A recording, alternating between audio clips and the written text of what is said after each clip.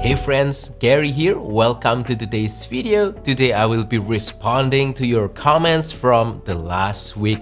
Today we're going to talk about so many different kinds of things, from the Panasonic Lumix G85 and also the super zoom lens 14 to 140, and also about why I use my Sony ZV-E10, which is currently recording this video right now, for my YouTube videos instead of using my Micro Four Thirds cameras. It's going to be an interesting episode. The questions and the comments are very delightful, and hopefully this will be interesting for you.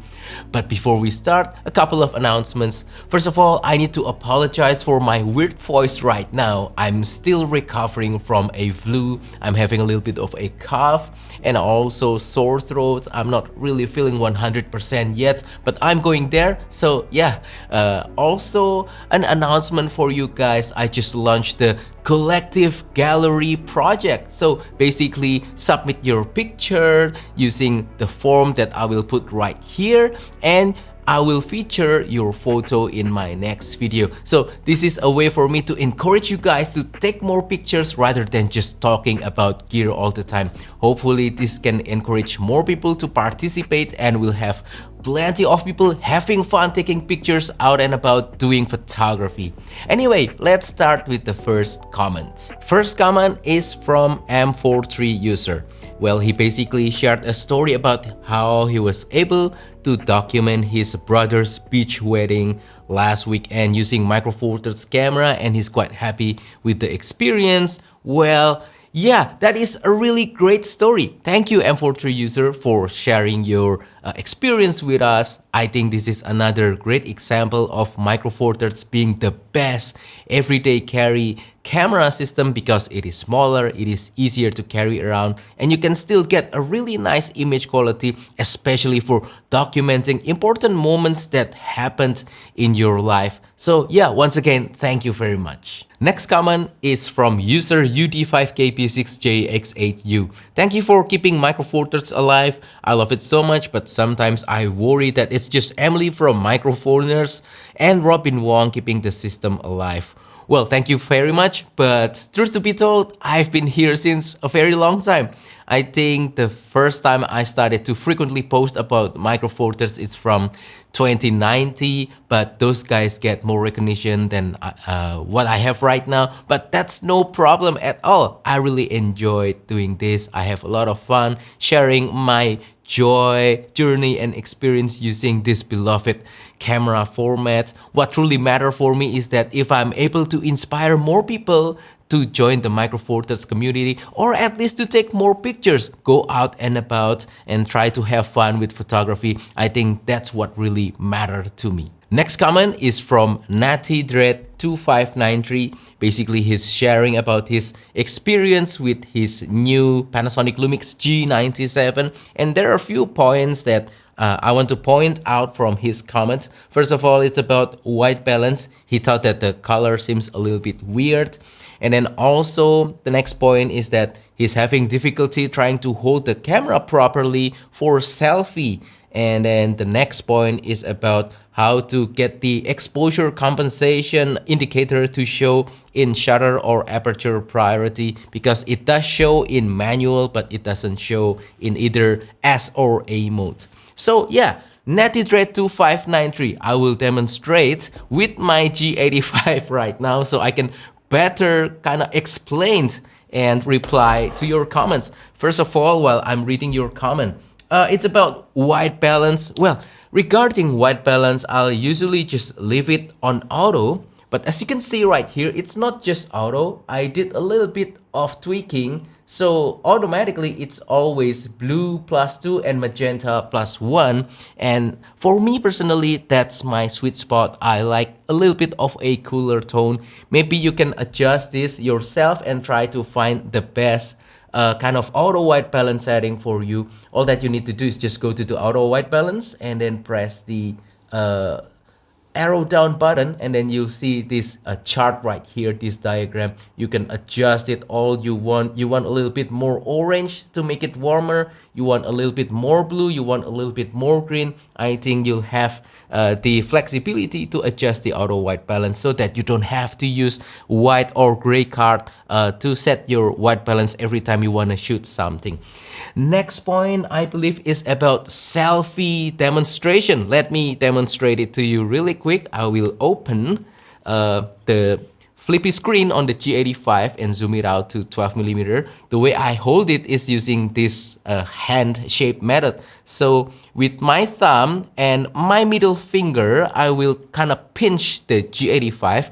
The thumb right here goes into the grip, on the front grip, and then my middle finger will try to hold where the thumb should rest on the back of the camera, like so, leaving my index finger free to kind of press the shutter button. So something like this, I hope you can see. Yeah, and then I'll just use my index finger to press the shutter button.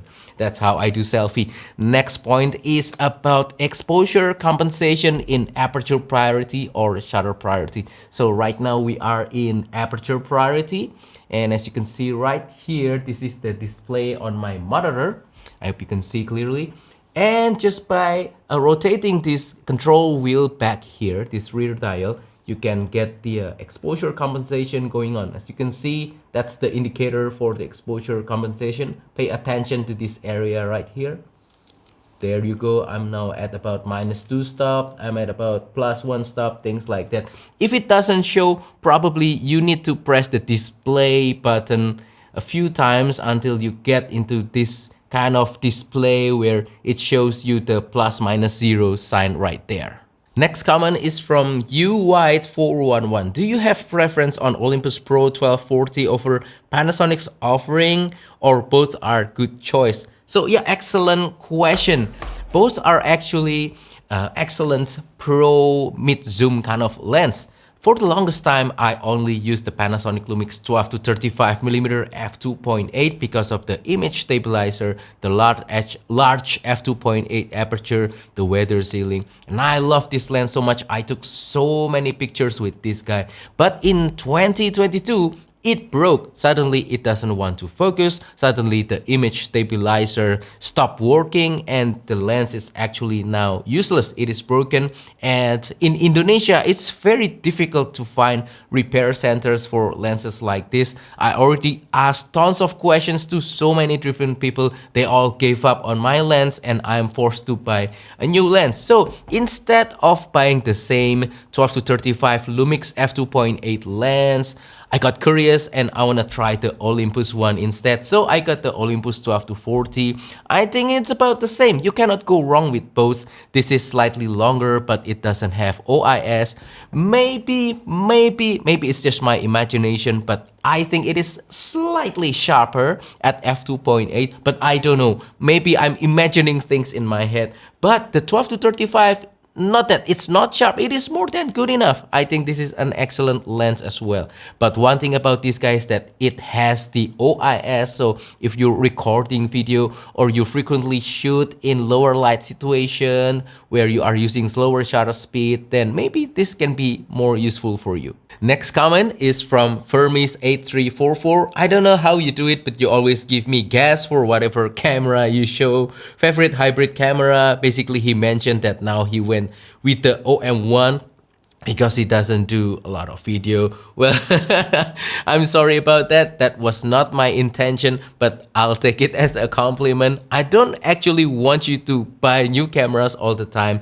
The reason why I kept showing my cameras is that I want to share how much fun and joy that I have with my G100 and some other recent new gears that I purchased.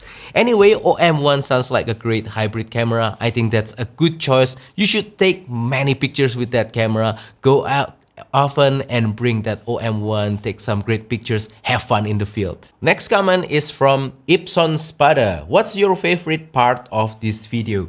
So he basically is, referring to my Panasonic Lumix G85 video.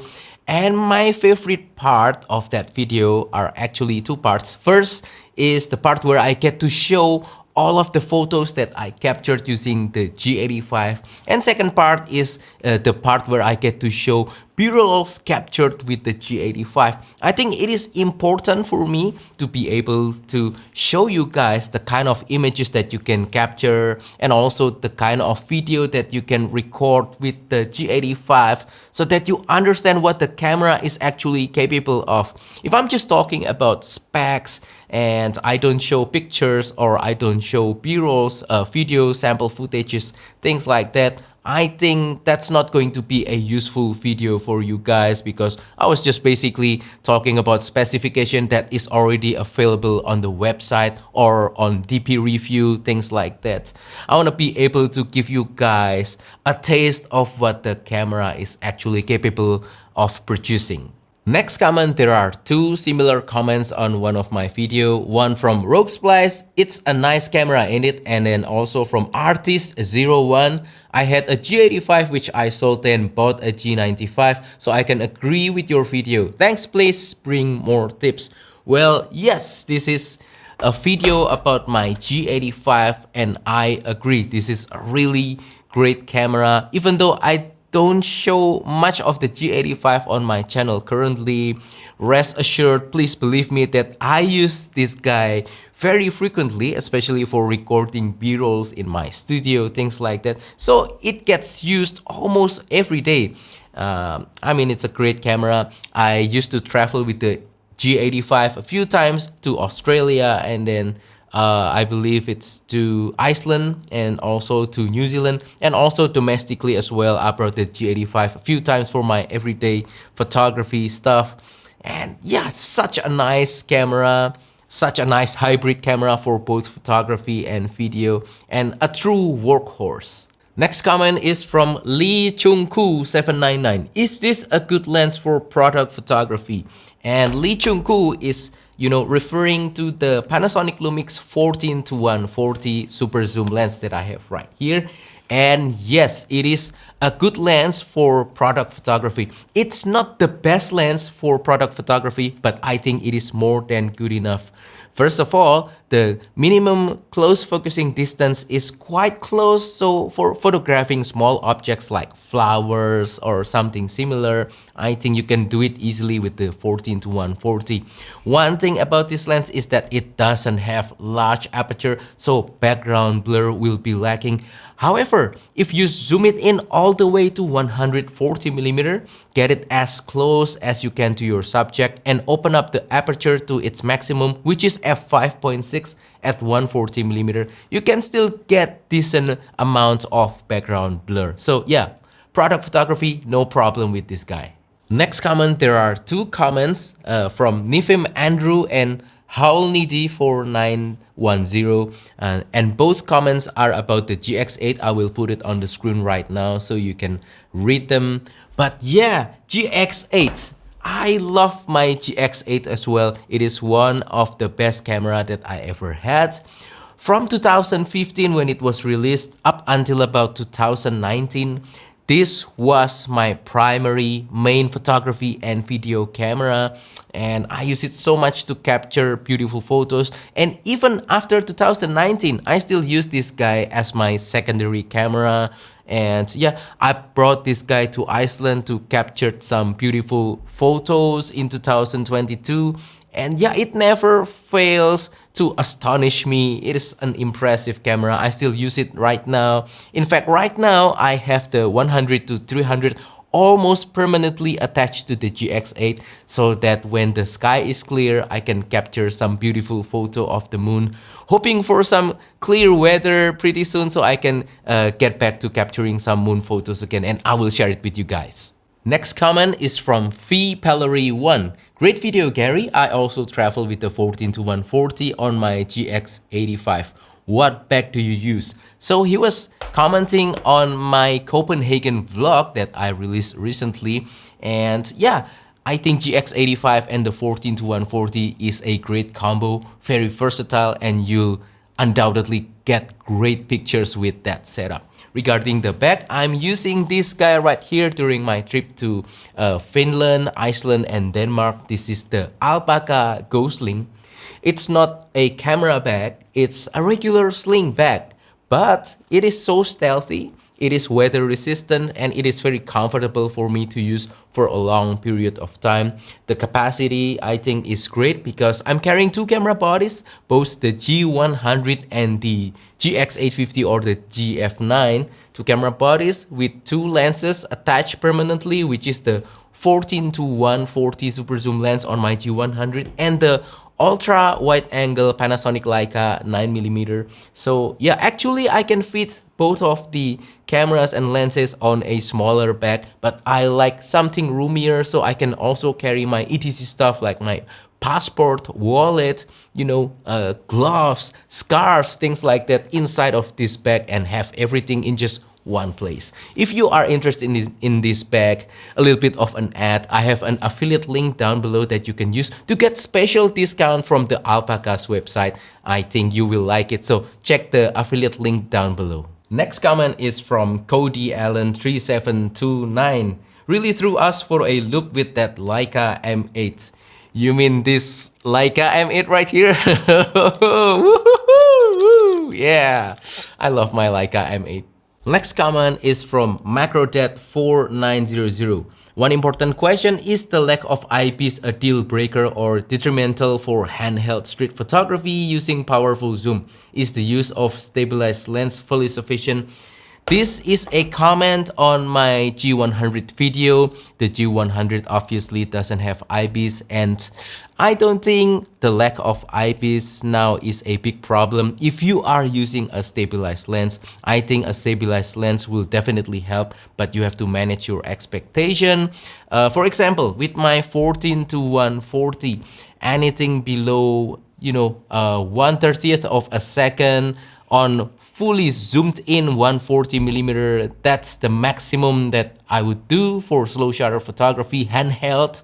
But yeah, if you are setting your shutter speed high enough, for example 1000 or 500 or probably 2000, you can do street photography with longer telephoto zooms, and you'll be able to get relatively blur-free images, free from the motion shake caused by your hands, especially with the eyepiece turned on, as long as you don't do extreme movement, for example capturing the picture while you are walking around or things like that. So yeah, some solid photography principles will not eliminate, but alleviate some problems with the lack of eyepiece. Next comment is from AB Chapel 01. Hello Gary, I hope you enjoyed Copenhagen. I would like to ask, why did you choose not to use your 35 to 100mm smaller lens instead of using that larger 40 to 150mm lens? And AB Chapel, thank you so much for the kind words. I really enjoyed Copenhagen. And regarding of the lens, I did not have the 40 to 150 and I used this guy instead, which is my super zoom 14 to 140. So it goes from wide angle all the way to telephoto. The reason why I prefer this for that particular trip is not because of Copenhagen. Actually, I will be fine using the 35 to 100 in Copenhagen. Switching lens is not a problem. The problem is the next destination after Copenhagen, which is Iceland. And Iceland in October, the winds are crazy, it rains almost every day, and it's just unpredictable. Changing lens in that kind of situation, I think it's kind of less than ideal. I don't want to damage the sensor on my camera, so I opted to use the super zoom 14 to 140 on my G100 permanently during that trip. I did not change lens at all on my camera. So yeah, because of Iceland, I need to use the super zoom lens. Next comment is from MacroDad4900 again. Is this the best image that this camera can produce? If so, it's really unpleasant and not worth it. Lifeless, depressing colors, lack of details, no 3D effect, all looks flat. It's way worse than what smartphones can deliver while being significantly cumbersome and not that enjoyable to use. Well, to answer your question, this is from my everyday photography vlog, one of my latest episodes where I was having a lunch date with my wife on a Korean restaurant. And the answer is no, it's not what the G100 or the GF9 can produce. I mean, that video, the whole point of it is just my photography exercise. So I go out and about doing my everyday stuff, having lunch with my wife, visiting some places, things like that. And while I'm doing that, I try to squeeze a little bit of photography time. So, the location is definitely less than ideal. Lighting definitely less than ideal. That was 12 p.m. During midday, the sun is at its harshest. Colors do look really flat and boring. And yeah, maybe a smartphone can do a similar thing.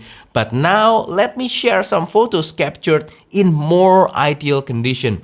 And in this kind of condition, I think you'll see some significant jump of image quality, especially compared to smartphones. I do have some sets of pictures that I captured together, both with my Micro Four Thirds camera and with my smartphone. So I will put it side by side, and you can see just how much of improvement Micro Four Thirds can bring when the situation is more ideal. But hey, yeah, if you are using a flagship smartphone, maybe you can get a similar result with Micro Four Thirds, but that's not the point.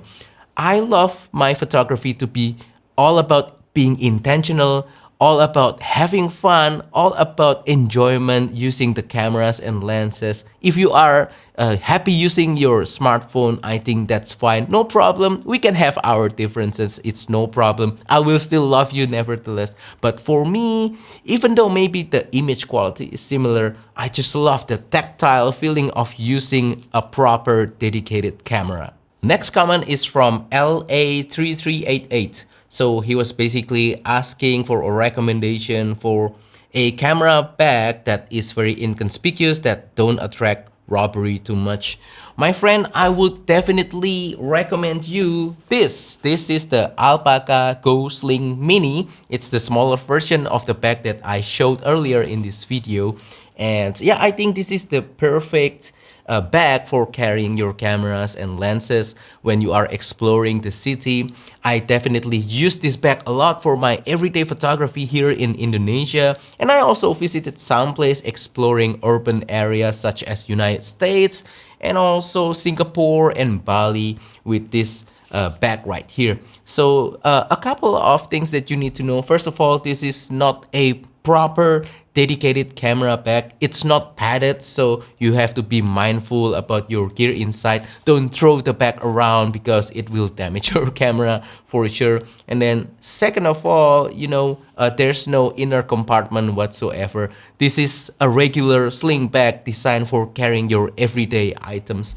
But I love this bag so much, I use it as my quote-unquote pseudo camera bag. It's very inconspicuous, as you can see. It's very slim, it doesn't attract robbery. At least I haven't been mugged with this bag on my shoulder, things like that. But yeah, I love this bag so much, I can recommend this guy to you. And if you are interested, again, I have an affiliate link that will support this channel, but you will get a discount. Please check it down below. Next comment is from RogueSplice, and he was sharing his experience with the OM3. I will put the comment right here, but please take some time to read it because I think this is a very interesting comment about the OM3. And yeah, RogueSplice, thank you for sharing your experience regarding the OM3. Now, this is one great example of real-world usage, not by a reviewer, but by an actual everyday photographer. So thank you so much. I think you guys who are interested in OM3 should read RogueSplice comments because he has so many detailed little observations about everyday usage of the OM3 that maybe will be important for you guys. Next comment is from TBJL13. How does it compare to the Olympus Pen EPL series, the PL9 for instance? What would you recommend for a photocentric point of view? So he's talking about the GX850 or the GF9. Well, I used to have the Olympus EPL6 many years ago. I sold it. I regretted it so much because it is such a great camera.